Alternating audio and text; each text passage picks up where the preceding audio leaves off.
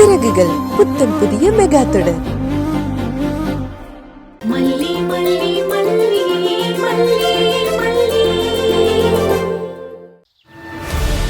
இன்னும் எவ்வளவு தூரம்க்கா போகணும்? இன்னும் ஒரு 10 நிமிஷத்துல போயிடலாம். ஏன் இப்படி ஊருக்கு கடைசியில இருக்காங்க? நேர்மையான தொழில் பண்றவனா இருந்தா ஊருக்கு முன்னாடி வச்சிருப்பான். அவன் கடத்தல் தொழில் பண்றவன் தானே, அதான் ஊருக்கு ஒதுக்குப்புறமா வச்சிருக்கான். நீங்களும் இந்த வேலை பண்ணிட்டு இருந்தேன்னு சொன்னீங்கல்ல, நீங்களும் ஒரு பொம்பளை தானே, உங்களுக்கு மனசாட்சி உறுத்தலையா? மனசாட்சி உறுத்துறதுனால தான் அந்த வேலையை விட்டே வந்தேன். அந்த வேலையை நீங்க செஞ்சிருக்கவே கூடாது. எத்தனை குழந்தைங்களை கடத்திருப்பீங்க, எத்தனை அம்மா அப்பா வாழ்க்கையை அழிச்சிருப்பீங்க. அதெல்லாம் பாவம் தானே. அந்த பாவம் எல்லாம் சேர்த்துதான் இப்ப எனக்கு ஒரு வாழ்க்கை இல்லாம பண்ணிடுச்சு. பண்ணும்போது ஏன் தெரியலன்னு நீ கேட்ட. இதெல்லாம் சின்ன வயசுல இருந்தே பழக்கிடுவாங்க. இப்படி பண்றது பாவம்னு தெரியாமலேயே வளர்த்துருவாங்க. இதுவும் ஒரு தொழில் தான். பணம் வர தொழில் நினைச்சு அதை பண்ண ஆரம்பிச்சிடுவோம். அப்புறம் அந்த தொழிலே மனசுக்கு பழகிடும். சில பேருக்கு ஜெயிலுக்கு போயிட்டு வந்தா புத்தி வந்துடும், சில பேருக்கு அதுக்கப்புறமும் புத்தி வராது. இந்த தொழிலையே காலத்துக்கும் பண்ணிட்டு இருப்பாங்க. எனக்கு ஜெயிலுக்கு போயிட்டு வந்ததுக்கு அப்புறம் புத்தி வந்துருச்சு. இவங்களெல்லாம் இங்கே சுட்டு போட்டுருவேன். மா, அவ்வளவு ஆத்திரப்படாத. அப்புறம் அங்க உன் பிள்ளைய காப்பாத்த முடியாம போயிடும். அவங்க கையில கால்ல விழுந்தாது உன் பிள்ளைய காப்பாத்துற வழியை பாரு. இப்படி பட்ட பகல்ல எல்லாருக்கும் தெரியற மாதிரி இந்த தொழில் நடக்குது. ஏன் போலீஸ் வந்து இவங்களை பிடிக்க மாட்டேங்குது? நம்ம ஆட்டோ நிறுத்தணுமே, அந்த இடத்துக்கு போலீஸ் வரும்போதே இவங்களுக்கு தகவல் வந்துரும். இவங்க பிள்ளைங்களை வேற இடத்துக்கு மாத்திடுவாங்க. அவங்க வந்து வெறும் இடத்த பார்த்துட்டு தான் போவாங்க. அப்புறம் எப்படி பிடிக்க முடியும்? இங்க பாரு, அந்த இடத்துக்கு போனதை நான் உன்னை உள்ள கூட்டிட்டு போக மாட்டேன். நான் மட்டும்தான் போவேன். வெளியில ஜன்னல் வழியா உனக்கு காட்டுறேன். நீ அதுல உன் பொண்ணு இருக்காளான்னு பார்த்து சொல்லு, சரியா? ஏன் உள்ள போய் பார்த்தா என்ன? உள்ள விட மாட்டாங்கம்மா, வெளியில தான் நிக்கணும். எப்படியோ எனக்கு என் வெண்பா கிடைச்சா போதும். அங்க உன் பொண்ணு இருந்துச்சுன்னா ஒரு ரேட்டு சொல்லுவாங்க. அதை மட்டும் கொடுத்தனா அவங்க அனுப்பிடுவாங்க. பொண்ணு இல்லைன்னா நம்ம சத்தம் இல்லாம திரும்பி வந்துருவோம், சரியா? சரிங்கக்கா. சரி வா. மெதுவா மெதுவா பாத்து வாங்க மாமா. பாத்து மாமா, பாத்து.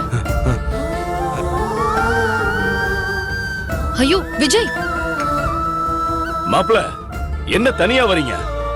டேய், உன்னை யாரும் டிஸ்சார்ஜ் பண்ண கூட வரலையாடா? மாமா, நீங்க சொல்லியிருந்தா நான் கூட்டிட்டு வந்திருக்க போறேன். நீங்க எதுக்கு தனியா வந்தீங்க? நான் தான் யாரோ வேண்டான்னு சொல்லி டிஸ்சார்ஜ் ஆகி கிளம்பி வந்துட்டேன். ஏண்டா, ஏன் கிட்ட ஒரு வார்த்தை சொல்லியிருந்தேன்னா நான் உன்னை கூட்டிட்டு வந்திருக்க மாட்டேனா? என்ன இப்படி யாரும் இல்லாத மாதிரி தனியா வர? ஏன் 2 நாளா நான் ஹாஸ்பிட்டல்ல தானே இருந்தேன். நீ வந்து பாத்தியா? டேய், இந்த வீட்ல யார் என்கிட்ட என்ன விஷயம் சொல்றா? நான் ஏதோ உன் கால்ல சின்னதா அடிபட்டிருக்குன்னு நினைச்சேன். நீ என்னடானா இப்படி நடக்க முடியாம நடந்து வர? ஏன் மாப்ள, உங்களை பாத்துக்கிறதுக்கு யாரும் இல்லாம ஹாஸ்பிட்டல்ல தனியா வரீங்க? என்ன மாப்ள, ஒரு வார்த்தை சொல்லிருந்தா நானும் நிஷாவும் வந்திருப்போம்ல. அதெல்லாம் விடுங்க, இதெல்லாம் எனக்கு ஒரு விஷயமே இல்ல. எனக்கு என் பொண்ணை காணோம். அந்த விஷயம் தான் தலை வெடிச்சிரும் போல இருக்கு. அதுக்கு என்ன வழின்னு சொல்லுங்க. மாப்ள, குழந்தை காணாம போயிருந்தா தேடி கண்டுபிடிச்சிருக்கலாம். வேணும்னு தொலைச்ச பொண்ணை எப்படி மாப்ள தேடி கண்டுபிடிக்க முடியும்? அவ வேணும்லாம் தொலைக்கல.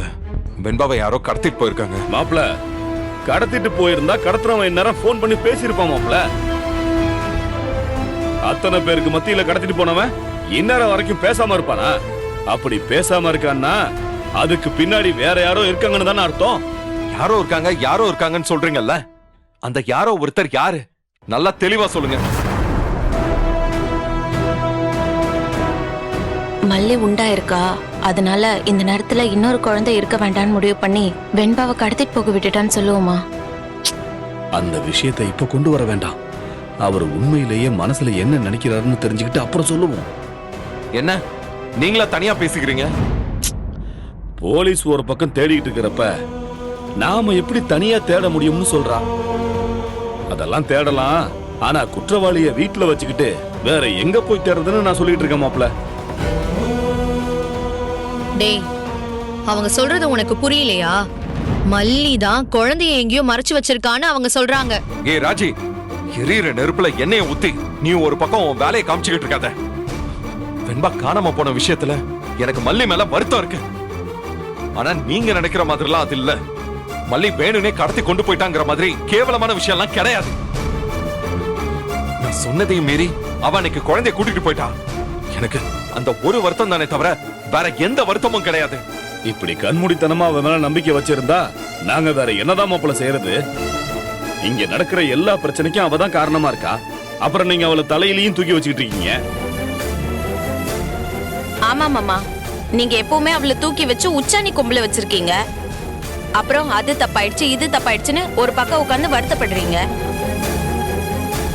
முன்னாடியாவது அட்லீஸ்ட் உன்னை நல்லா பாத்துக்கிட்டா, உன் குழந்தைய நல்லா பாத்துக்கிட்டான்னு ஏதோ ஒரு விஷயம் இருந்துச்சு.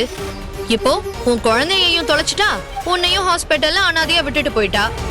ஆனா இப்ப கூட நீ அவளை தலையில தூக்கி வச்சுட்டு ஆடுறனா, உன்னை யாராலையுமே காப்பாத்த முடியாதுடா.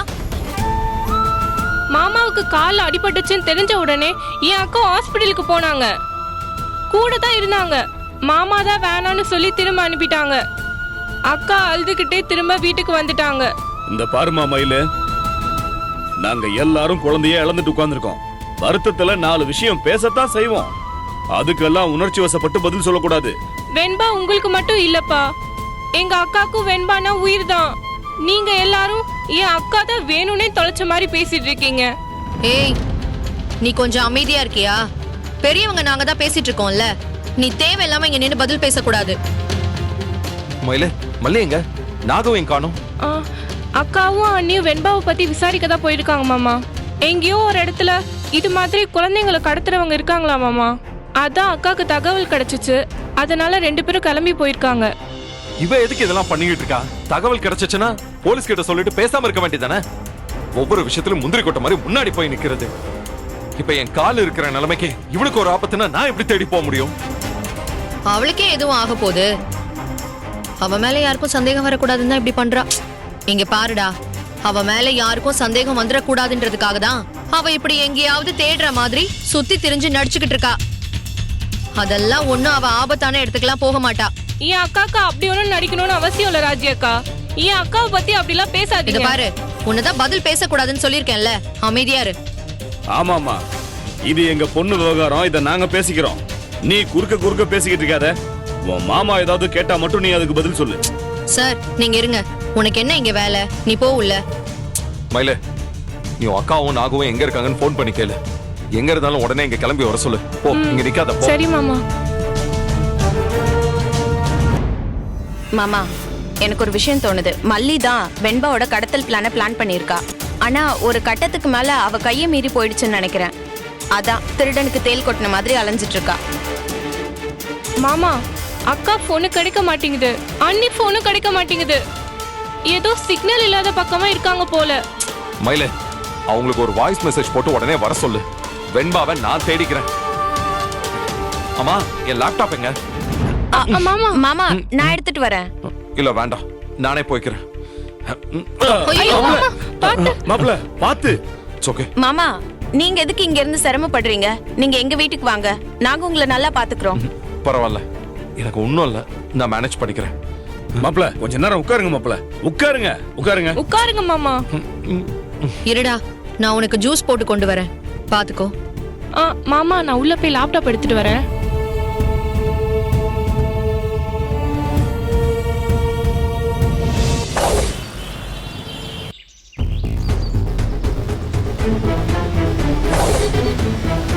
இங்கதான் என் பொண்ணு இருக்காளாக்கா? இங்கதான் அடிச்சு வச்சிருக்காங்களா? ரொம்ப உணர்ச்சி வசப்படாத. இங்க உன் பொண்ணு இருக்காளான்னு தான் பார்க்க வந்திருக்கோம். அதுக்குள்ளேயே இருக்கான்னு நீயே முடிவு பண்ணாத. அங்க பார், அந்த ஜன்னல் கிட்ட தான் நீ நிக்கணும். உள்ள அவங்க குழந்தைய காட்டுவாங்க. உன் பொண்ணு இருந்தா நான் அவங்க கிட்ட பேசுறேன். இல்லனா நம்ம கிளம்பி போயிட்டே இருப்போம். சரியா? சரிக்கா. இரு.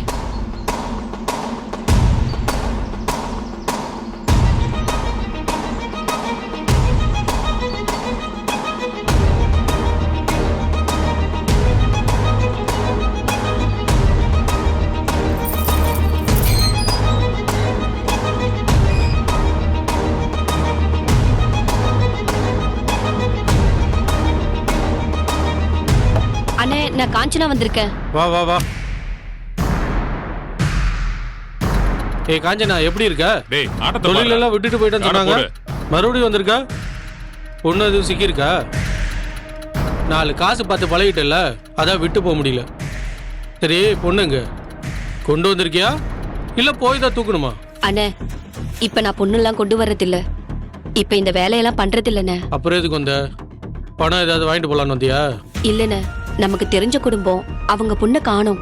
அதான் நம்ம இடத்துல இருக்கான்னு நான் பாத்துட்டு போலான்னு வந்தேன். அவங்கள கூட்டு வந்திருக்கியா? வெளியே தான் நிப்பாட்டி வச்சிருக்கேன். ஜன்னல் வழியா தான் பார்க்க முடியும்னு சொல்லியிருக்கேன். காஞ்சனா, உனக்கு தெரியாதது ஒண்ணும் இல்ல. இப்பெல்லாம் நம்ம அதை பண்றது இல்ல. அதனால அவங்கள கூட்டிட்டு கிளம்பு. இனி யாரும் இங்க கூட்டிட்டு வராத. என்ன இன்னும் போகாம நிக்கிற? இல்லண்ணே, ரொம்ப தெரிஞ்ச குடும்பம்.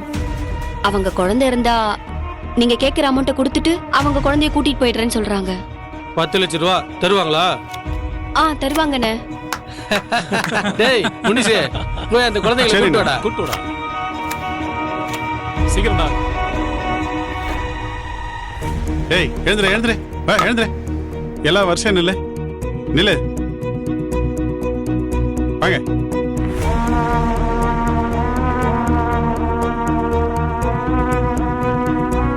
லைன்ல வா, வேகமா வா. வா வா வா. வேகமா அப்படியே நில்லு. இப்படி நிக்க வை. அப்படியே நில்லு, அப்படியே நில்லு. இப்படி லைன்ல நில்லு. சீக்கிரம். அப்படியே நில்லு.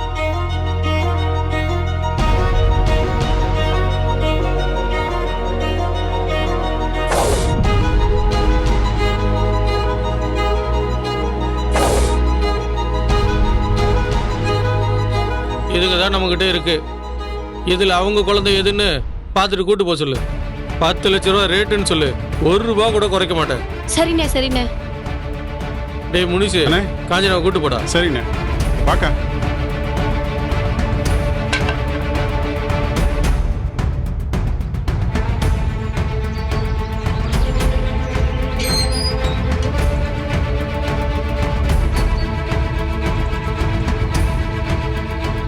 மல்லி, உள்ள உன் பொண்ணு இருக்காளா? இல்லக்கா, என் பொண்ணு இல்ல. நல்லா பாத்தியா? அப்புறம் மறுபடியும் அவங்க கிட்ட கேட்க முடியாது. நல்லா பாத்துட்டேன், அதுல என் பொண்ணு இல்ல. அப்ப இல்லன்னு சொல்லி அனுப்பிடலாமா?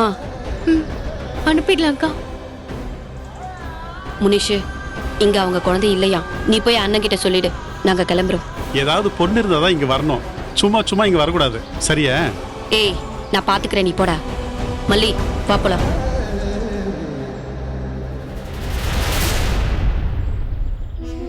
பாத்தியா எத்தனை பிள்ளைங்களை கடத்தி வச்சிருக்காங்கன்னு? 10 பிள்ளைங்க வர வரைக்கும் வச்சிருப்பாங்க. 10 பிள்ளைங்க வந்ததும் கண்டெய்னர்ல போட்டு அனுப்பிடுவாங்க. 10 பிள்ளைங்களை அனுப்புனா அவங்களுக்கு எப்படியும் 50 லட்சம் ரூபாய் கிடைக்கும். 50 லட்சம் ரூபாய்க்கு ஆசைப்பட்டுதான் இப்படி மாசம் மாசம் அனுப்பி வைக்கிறாங்க. 7-8 வயசு பிள்ளைங்க தான் அவங்க டார்கெட்டே. இப்படி உன் புள்ள எங்க இருக்கோ, எங்க இருந்தாலும் 4-5 நாளுக்குள்ள புடிச்சிடணும். இல்லனா தாய்லாந்து போயிடும். அதுக்கப்புறம் புள்ளைய என்னைக்குமே பார்க்க முடியாது. இது ஒரு புதக்குழி மாதிரி. இதுல போற குழந்தைங்க திரும்பி வரவே வராது. எவ்வளவு சின்ன பிள்ளைங்க, எப்படி இந்த சின்ன பிள்ளைங்களுக்கு எப்படி கஷ்டத்தை கொடுக்க மனசு வருது? இவங்களுக்கெல்லாம் குழந்தை இருக்காதா? ஒரு குழந்தைய இழக்கிறதுனா எவ்வளவு கஷ்டம்னு இவங்களுக்கு தெரியாதா? எத்தனை அம்மா அப்பா அழுதுட்டு இருப்பாங்க, எத்தனை பேர் பட்னி கிடப்பாங்க. அது ஏன் அவங்களுக்கு தெரியல? இதை விடக்கூடாது. இனி ஒரு குழந்தைய கூட இவங்க தொடக்கூடாது. ஒரு குழந்தையோட வாழ்க்கையை கூட இவங்க நாசம் பண்ணக்கூடாது. டேய், உங்களை விட மாட்டேன்டா. குழந்தைங்களோட வாழ்க்கையை நாசமாக்குற உங்களை நான் விட மாட்டேன்.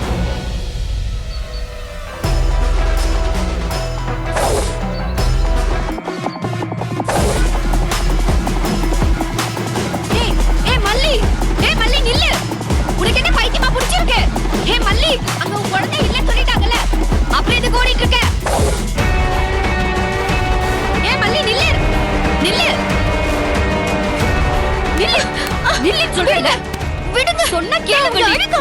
புரியாதா? இத பாரு, நீ அங்க போனா அவங்க உன்னை கொன்றுவாங்க. புரிஞ்சுக்கோ. முன்னாடி நான் உங்களை கொண்டு போட்டுருவேன். என்ன விடுங்க. சொன்னா கேளுங்க. உனக்கு புரியவே புரியாதா?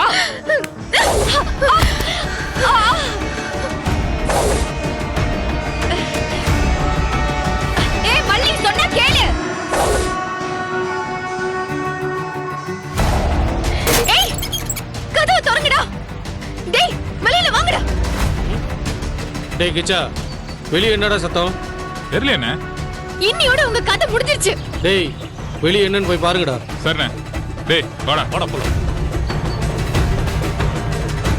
டேய், தைரியம் இருந்தா வெளிய வாங்கடா. டேய், வெளிய வா. சொன்னா கேளு. சொல்றேன்ல.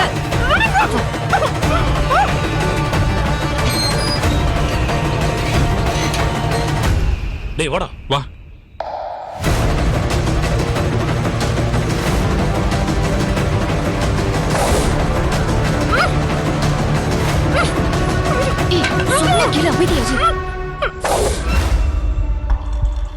யாரையும் காணோம். டேய் தெரியலடா, எங்க இருக்காங்கன்னு தெரியலடா. வாடா அங்க போய் பார்க்கலாம். வாடா. சொன்ன கேளு, அமைதியாச்சு. டேய் இங்க தான்டா சத்தம் கேட்டுச்சு. ஆமாண்டா, இங்கதான் கேட்டுச்சு. அப்புறம் எங்கடா யாரையும் ஆளை காணோம். அப்படியே கத்திட்டு போயிட்டாங்களா என்னமோ. டேய் கிச்சா, இங்க வந்து கத்திட்டு போற தைரியம் யாருக்கு இருக்க கூடாது. கவனமா இருக்கணும். இங்க ஆளுங்க நடமாட்டம் தெரிஞ்சதுன்னு வை, மண்டைய பொளந்து இங்கேயே புதைச்சிடணும். மத்ததெல்லாம் அப்புறம் பாத்துக்கலாம். சரிடா, வாடா போலாம். ச்சே, இப்படியா பண்ணுவ முட்டாள். உன்னோட சேர்ந்து நானே சாக பார்த்தனே. அவங்க கொலைக்காரங்கடி. கொலை பண்ணவும் அஞ்ச மாட்டாங்க. எத்தனை பேரை கழுத்தெடுத்து கூறு போட்டிருக்காங்க தெரியுமா உனக்கு? புத்தி இல்லாம நடக்க பாத்தியே. வாடி போலாம். அக்கா விடுங்க சொல்றேன்ல, வா. அத்தனை குழந்தைங்க இருக்காங்க. நான் சொல்றதை கேட்க மாட்டியா? காப்பாத்தாம நான் வர மாட்டேன். வாடி சொல்றேன்ல, வா. விடுங்க அக்கா. போ. பாவம் அந்த குழந்தைங்க.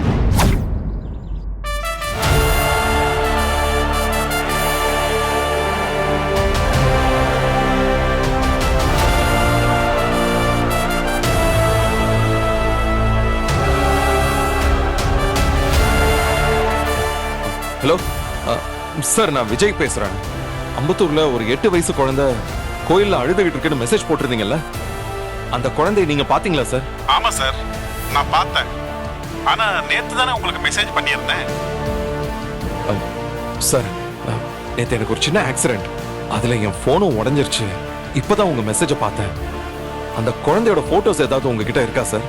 சார், அடுத்த கொஞ்ச நேரத்திலேயே அந்த குழந்தையோட அம்மா அப்பா தேடி வந்துட்டாங்க சார். அதனால அந்த குழந்தை அங்க இல்ல. ஓ அப்படியா? சரிங்க சார். Anyway thank you.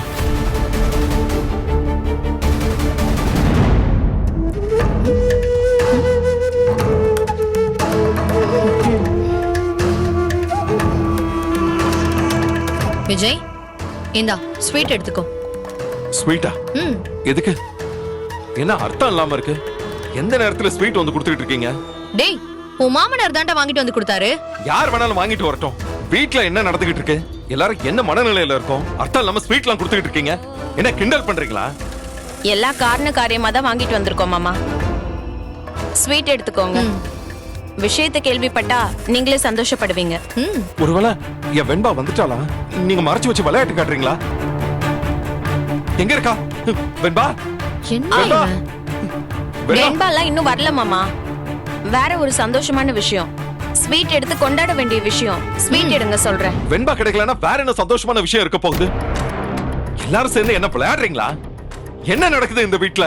மாப்ள, உங்க வைஃப் மல்லி உண்டாயிருக்கா, அதுக்கு தான் ஸ்வீட் வாங்கிட்டு வந்திருக்கோம்.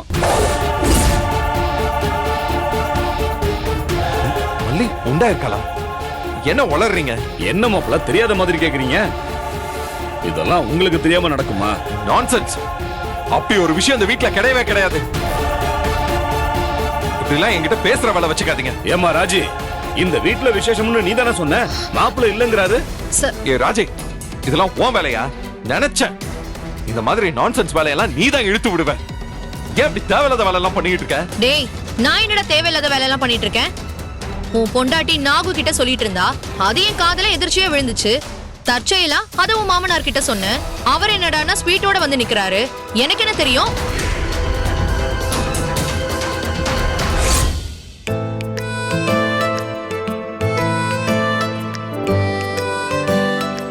என்னங்க, குளிச்சிட்டு வந்துட்டீங்களா? வந்தாச்சு. அம்மா, வெண்பா தூங்கிட்டாளா? தூங்கிட்டாங்க. இன்னைக்கு என்னன்னே தெரியல, சீக்கிரமாவே தூங்கிட்டா. கிரவுண்ட்ல நிறைய ஓடுறாள்ல. அம்மா, நீ என்ன பண்ணிக்கிட்டு இருக்க? வழக்கமா வெண்பா தூங்குறதுக்கு முன்னாடி அவளுக்கு கதை சொல்லி இப்படி பாதத்தை பிடிச்சு விடுவேன். அவ அப்படியே தூங்குவா. இன்னைக்கு என்னடானா முன்னாடியே தூங்கிட்டா. அதுக்காக அவளுக்கு பாதத்தை பிடிச்சு விடாம இருக்க முடியுமா? அதான் பிடிச்சு விட்டுட்டு இருக்கேன். நீ உனக்குன்னு ஒரு நாள்ல என்ன செஞ்சுப்ப மல்லி? எதுவுமே செஞ்சுக்க மாட்டியா? ஏன் எப்ப பார்த்தாலும் வெண்பாக்காக அத பண்ண, வெண்பாக்காக இத பண்ணங்கிற. உன்னோட நாளெல்லாம் போகுது. உன்னை பத்தி எதுவுமே நீ யோசிக்கவே மாட்டியா? இங்க பாருங்க, ஆம்பளைங்களுக்கு எல்லா பீரியட்லயும் வேலைதான் முக்கியம். அதுக்குதான் ஃபர்ஸ்ட் ப்ரையாரிட்டி கொடுப்பாங்க. ஆனா பொம்பளைங்களுக்கு அது மாறிட்டே இருக்கும். ஒரு பீரியட்ல ஹஸ்பண்ட், இன்னொரு பீரியட்ல குழந்தைங்க. 3வது பீரியட்ல தான் அவங்க அவங்களே கவனிச்சுப்பாங்க. இது வெண்பாக்கான பீரியட். அவளை நல்லா வளர்த்து தைரியமான புத்திசாலி பொண்ணா வளர்த்து அவளை ஆளாக்குறது தான் என்னோட லட்சியமே. அத பெஸ்டா பண்ணதுக்கு அப்புறம் நான் என்னோட பிரையாரிட்டியை மாத்திடுவேன். அது சரி, அதுக்காக உன்னை நீ கொஞ்சமாவது பாத்துக்க வேண்டாமா? எப்போ நீ வெண்பாவே தான் பாத்துக்கிட்டு இருப்பியா? உனக்குன்னு ஒரு லைஃபே வேண்டாமா? இந்த விஷயத்துல நான் கேள்வியே வச்சுக்க போறது இல்லைங்க. இந்த பீரியட்ல எனக்கு வெண்பா தான் முக்கியம். என்னோட எல்லா நேரத்தையும் வெண்பாக்காக தான் நான் செலவு பண்ண போறேன். அவ படிச்சு முடிச்சு வேலைக்கு போற சமயத்துல தான் வேற விஷயத்த நான் முடிவு பண்ணுவேன். அதுக்கப்புறம் தான் நான் என்ன பத்தியே யோசிப்பேன். அதுக்கப்புறம் உன்னை பத்தி என்ன யோசிப்ப? ஒரு புட்டிக் ஷாப் மாதிரி வைப்பேன். மல்லி, நான் கேக்குறது உனக்குன்னு ஒரு குழந்தை வேண்டாமா? அத நீ யோசிக்கலையா? வேண்டாங்க, எனக்கு வெண்பாவே போதும்.